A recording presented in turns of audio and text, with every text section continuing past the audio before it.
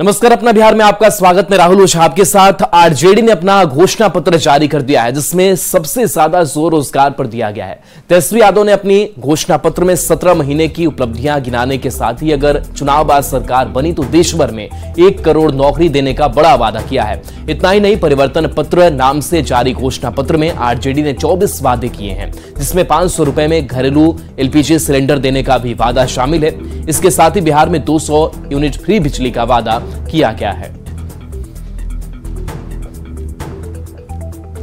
24 जन वचन हम लोग लेकर के आए हैं और जो 24 जन वचन है ये हमारा कमिटमेंट है, प्रण है। जिस चीज को, जिस जिम्मेवारी को हम लोग पूरा करेंगे। अगर हमारी इंडिया अलायंस की सरकार बनेगी तो देश भर में 1 करोड़ नौजवानों को नौकरी, सरकारी नौकरी हम लोग देने का काम करेंगे। 1 करोड़ नौकरी पूरे देश में। पूरे देश में 30 लाख नौकरियां जो है रिक्त पड़ी है, उसको तो भरेंगे ही भरेंगे, लेकिन 70 लाख नौकरी का जो है पदों का हम लोग सृजन करेंगे। आरजेडी के घोषणा पत्र पर एनडीए के नेताओं ने पलटवार किया है। एनडीए नेताओं ने पूछा है कि 23 सीट पर चुनाव लड़ने वाला आरजेडी देश में 1 करोड़ नौकरी का वादा आखिर किस आधार पर कर रहा है। माननीय लालू प्रसाद जी के राजकुमार तेजस्वी यादव जी ने अपना घोषणा पत्र राष्ट्रीय संदर्भ में जारी किया, तो 23 सीट पर तो चुनाव लड़ रहे हैं। अब पूरे देश की राजनीति का एजेंडा तय कर रहे हैं। अपना रामा दामा और दूसरे का गिरथा मां, मैंने आपकी औकात क्या राजनीति में है। 23 सीट पर चुनाव लड़ रहे हैं। सहयोगी पार्टी जो आपकी है, चाहे वह कांग्रेस हो, सीपीआई हो, सीपीएम हो, माले हो, उसको आपने इस लायक भी नहीं समझा कि वो आपके घोषणा पत्र जारी करने के समय आपके बगल में बैठते।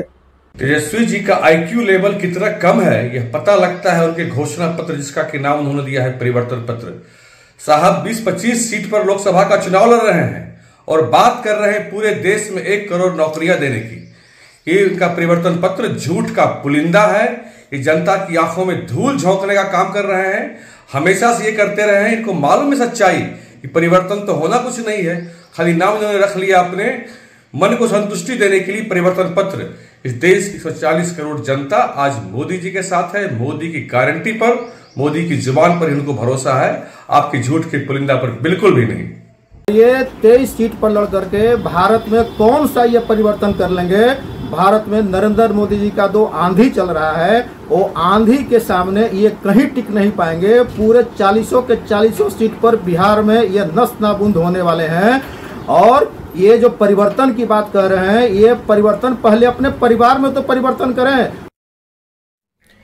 आरजेडी के घोषणा पत्र पर सांसद चिराग पासवान ने भी सवाल उठाए हैं। चिराग पासवान ने कहा है कि अगर 1 करोड़ लोगों को ये लोग नौकरी दे सकते हैं तो लंबे समय तक उनके परिवार के लोग बिहार की सत्ता में रहे और कैसे नौकरियां बांटी गई ये सबने देखा है।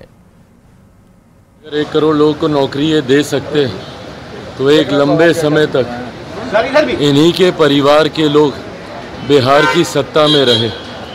और उस वक्त कैसे नौकरियां बांटी गईं ये हम में से किसी को बताने की ज़रूरत नहीं है। चुनावी समय में वादे बड़े बड़े किए जाते हैं, बातें बड़ी बड़ी कही जाती हैं, पर हकीकत जब खुद सत्ता में आते हैं तो उसके बाद पता चलता है, फिर बहाने बनाए जाते हैं। फिर कहा जाता है कि हमने गठबंधन की सरकार नहीं तो अपनी सरकार के लिए कहा था। तेजस्वी यादव के घोषणा पत्र पर वरिष्ठ पत्रकार रवि उपाध्याय ने कहा है कि चुनाव के समय सभी वादे करते हैं और तेजस्वी यादव के घोषणा पत्र में भी कोई नई बात नहीं है। अब देखने वाली बात यह है कि वे 24 वादे में से किस वादे को चुनाव प्रचार में प्रमुखता से जनता के बीच ले जाते हैं। 1 करोड़ नौकरी देने की बात की है तो वो नौकरी के समय पर, और उसके अलावा कई अन्य सारे वादे किए हैं महिलाओं के लिए। अग्निवीर योजना जो चल रही है उसको समाप्त करने के, तो और रेलवे में भी बहाली, तो यह सब एक बड़ी बात कही है, लेकिन चुनाव के समय तो लोक लुभावन वादे किए जाते हैं, हर दल, हर गठबंधन, हर अलायंस के लोग करते हैं। तो तेजस्वी ने ऐसा करके कोई बहुत बड़ा तीर मार लिया, ऐसा नहीं। अब देखने वाली बात होगी कौन सी वो बात पर वो ज्यादा त्रस्त और किस बात को लेकर के चुनाव मैदान में वो जाते हैं। आरजेडी के परिवर्तन पत्र पर जेडीयू के मुख्य प्रवक्ता केसी त्यागी ने निशाना साधा और कहा है कि परिवर्तन न दिल्ली में होने जा रहा है, न बिहार में होने जा रहा है। बिहार में नीतीश कुमार मजबूती के साथ और नरेंद्र मोदी मजबूती से देश को चला रहे हैं। इनका घोषणा पत्र एक झूठ का पुलिंदा बनकर रह जाएगा।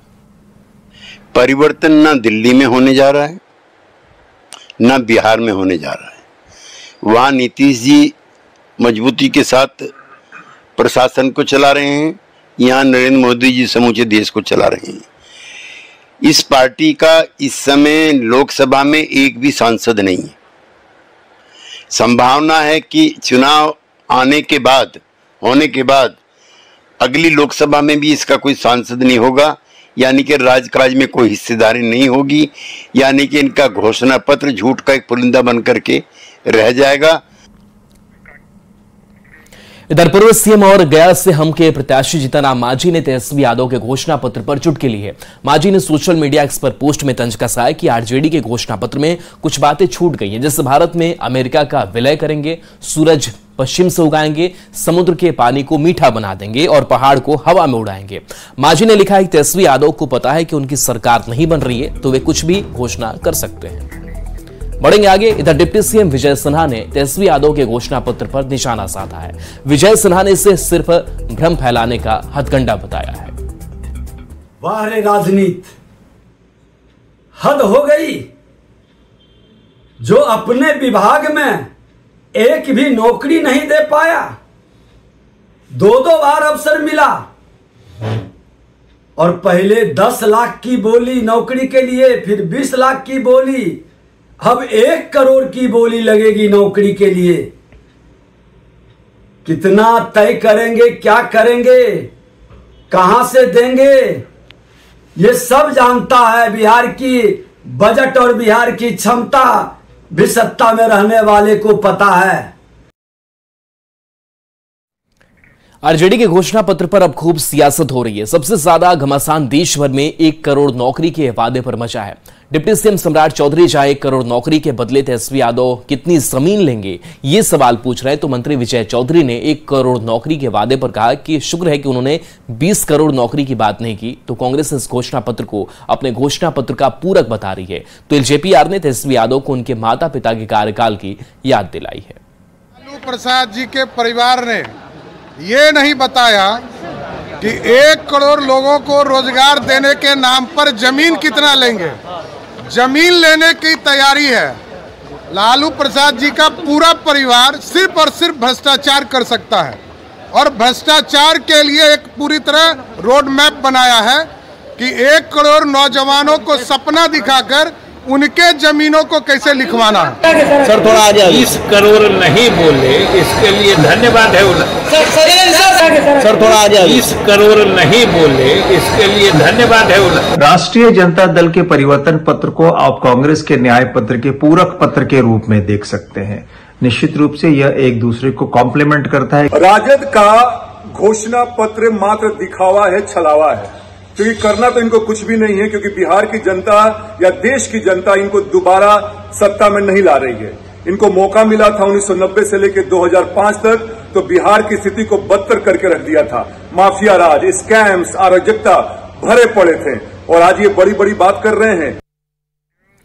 और इधर देखिए, पूर्व सीएम और गया से हम के प्रत्याशी जीतन राम मांझी ने तेजस्वी यादव के घोषणा पत्र पर चुटकी ली है। वो हम आपको दिखाने जा रहे हैं कि क्या कुछ उन्होंने लिखा है। लिखा है कि आरजेडी के घोषणा पत्र में शायद कुछ बातें छूट गई हैं जो निम्नलिखित है। भारत में अमेरिका का विलय करेंगे। देखिए कैसे बड़ा तंज उन्होंने कसा है। और इस घोषणा पत्र पर सूरज पश्चिम से उगाएंगे। दूसरी बात उन्होंने लिखी कि समुद्र के पानी को मीठा बना देंगे, पहाड़ हवा में उड़ेगा। अब जब तेजस्वी यादव जी को पता है कि उनकी सरकार बन ही नहीं रही है, तो फिर ऐसे ऐसे वो वादे जरूर कर सकते हैं। तो इस तरीके से उन्होंने जीतन राम मांझी ने तंज कसा है। जीतन राम मांझी का ये पोस्ट सामने आया है और आरजेडी के घोषणा पत्र पर लगातार सियासत जो है वो भी चल रही है और इस पर कैसे चुटकी ली है और लिखा है कि आरजेडी के घोषणा पत्र में शायद कुछ बातें जो हैं वो छूट गई हैं जो निम्नलिखित है और उन्होंने 1, 2, 3, 4 पॉइंट जो है वो गिनाए हैं कि भारत में अमेरिका का विलय करेंगे, सूरज पश्चिम से उगाएंगे, समुद्र के पानी को मीठा बना देंगे और पहाड़ हवा में उड़ेगा। तो इस तरीके का जो तंज है वो देखने को मिला है इस पोस्ट के जरिए और इस जीतन राम मांझी ने कहा है। और देखिए आरजेडी के घोषणा पत्र में क्या है वो एक एक करके हम आपको बता रहे हैं। तो 2024 का रण और आरजेडी ने 24 जो वचन है वो दिए हैं। अब देखिए क्या है, 1 करोड़ नौकरियां और इसी नौकरियों को लेकर ही सबसे ज्यादा हाय तौबा मची हुई है। बिहार को विशेष राज्य का दर्जा देने के बाद तेजस्वी यादव ने दोहराई है, जिसकी मांग लगातार नीतीश कुमार भी उठाते रहे हैं। और रेलवे में दोगुनी बहाली की बात कही है, पुरानी पेंशन योजना लागू करेंगे, ये भी आरजेडी के घोषणा पत्र में है। इसके साथ साथ स्वामीनाथन रिपोर्ट लागू करेंगे, 500 रुपए में गैस सिलेंडर देंगे, महिलाओं पर खासा फोकस, साथ ही आशा कार्यकर्ताओं का मानदेय बढ़ाएंगे। आगे वो कहते हैं कि छोटे व्यवसाय शुरू करने में मदद करेंगे। तो ये घोषणा पत्र में कई जो पॉइंट्स हैं उसको शामिल किया है तेजस्वी यादव ने। औद्योगिकरण को बढ़ावा देंगे, स्टार्टअप को बढ़ावा देंगे, इसके साथ साथ विशेष राज्य का दर्जा, बिहार को विशेष पैकेज, अग्निवीर योजना जो है उसको बंद करेंगे। ये बड़ी बात जो है वो इस घोषणा पत्र में है। तो देखिए ये सबसे महत्वपूर्ण जो है कि 1 करोड़ नौकरियां, इस नौकरी की बात, इस रोजगार की बात लगातार तेजस्वी यादव खास करके विधानसभा चुनाव के दौरान भी कहते रहे और जब लोकसभा चुनाव का वक्त है उस वक्त भी इस 1 करोड़ नौकरी पर वो फोकस कर रहे हैं और कह रहे हैं कि हम अगर सरकार में आते हैं तो हम 1 करोड़ नौकरियां जो है वो देश भर में देंगे। और इस पर सियासत भी हो रही है। कहा यह भी चाह रहा है कि जब आप 23 सीटों पर लड़ रहे हैं और आपको अंदाजा ये नहीं है, ये बीजेपी सवाल उठा रही है। देखिए तेजस्वी यादव ने क्या कुछ कहा है इस घोषणा पत्र को लेकर के, वो भी हम आपको सुनाते हैं। लोग हैं, पॉजिटिव लोग हैं, कमिटेड लोग हैं, जो कहते हैं वो हम लोग करके दिखाते हैं और पूरी तरीके से उनको तो मालूम होना चाहिए। जब हम लोगों के साथ थे तो हमको तो धन्यवाद देते थे कि इतना नौकरी आप दे दें। क्यों नहीं मिल करके हम लोग जो है देश के नौजवानों को 1 करोड़ रोजगार दें, नौकरी दें। हमें पूरा विश्वास है कि देश की जनता, खासतौर पर बिहार की जनता हम लोगों को आशीर्वाद देगी ताकि 1 करोड़ नौजवानों को हम लोग सरकारी नौकरी दें। आरजेडी से पूर्व राज्यसभा सांसद अशफाक अहमद करीम ने पार्टी से त्यागपत्र दे दिया है। पूर्व राज्यसभा सांसद अहमद अशफाक करीम के इस्तीफा से सीमांचल की राजनीति में बड़ा बदलाव हो सकता है। दरअसल इस बार उन्हें कटिहार से लोकसभा का उम्मीदवार बनाए जाने की चर्चा थी, मगर ऐन मौके पर महागठबंधन ने तारिक अनवर को कांग्रेस से उम्मीदवार बना दिया। ऐसे में पहले राज्यसभा के लिए रिपीट नहीं करना और फिर लोकसभा का टिकट नहीं देने से अशफाक करीम नाराज थे और आरजेडी में मुसलमानों की उपेक्षा का आरोप लगाते हुए पार्टी से इस्तीफा दे दिया है।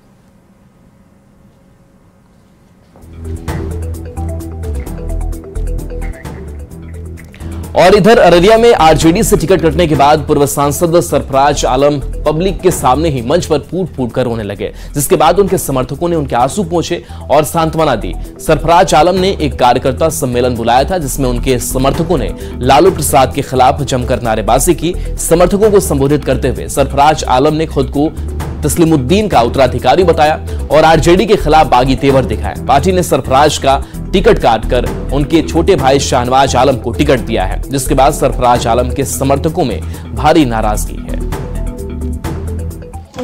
मरने के बाद आपने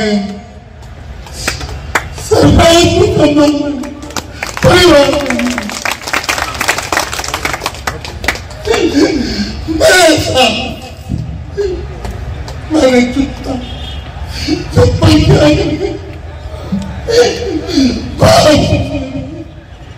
ये बेटा इंसान बैठे मरो में प्राण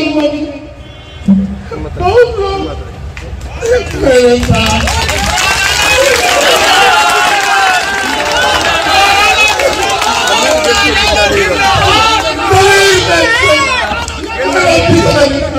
निर्दलीय लड़ रहा है।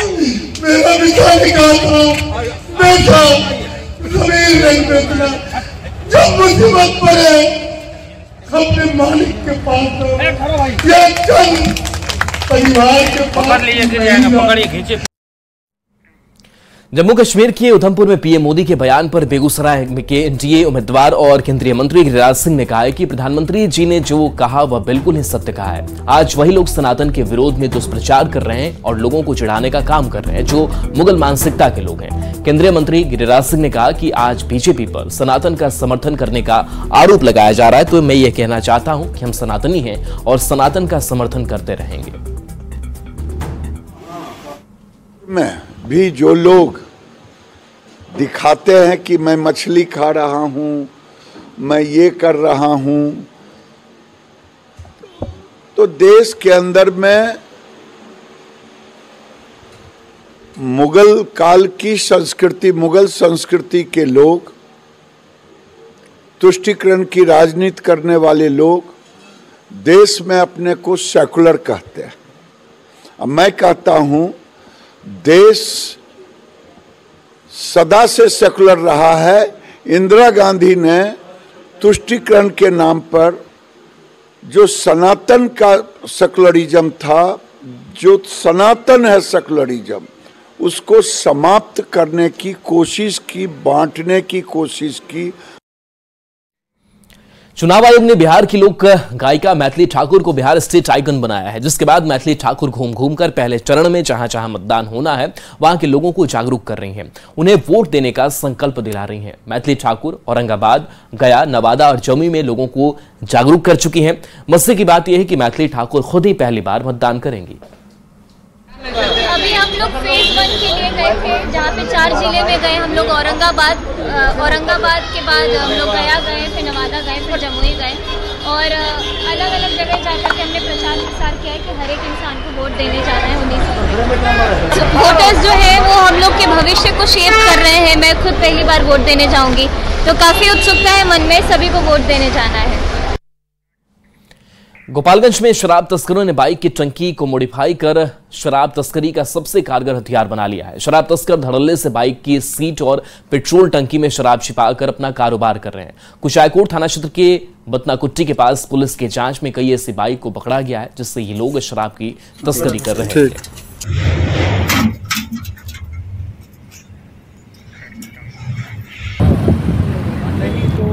बांका के अहिरो गांव में घर में बम बनाने के दौरान हुए ब्लास्ट में अब तक 2 बच्चे की इलाज के दौरान मौत की घटना सामने आई है। वहीं 2 बच्चे अभी भी जिंदगी और मौत की लड़ाई लड़ रहे हैं। बम ब्लास्ट के दौरान मोहम्मद इसराइल के घर के सामने खेल रहे थे। सभी को धोरैया स्वास्थ्य केंद्र से प्राथमिक उपचार के बाद भागलपुर रेफर कर दिया गया। फिलहाल पुलिस मामले की जांच में जुटी हुई है।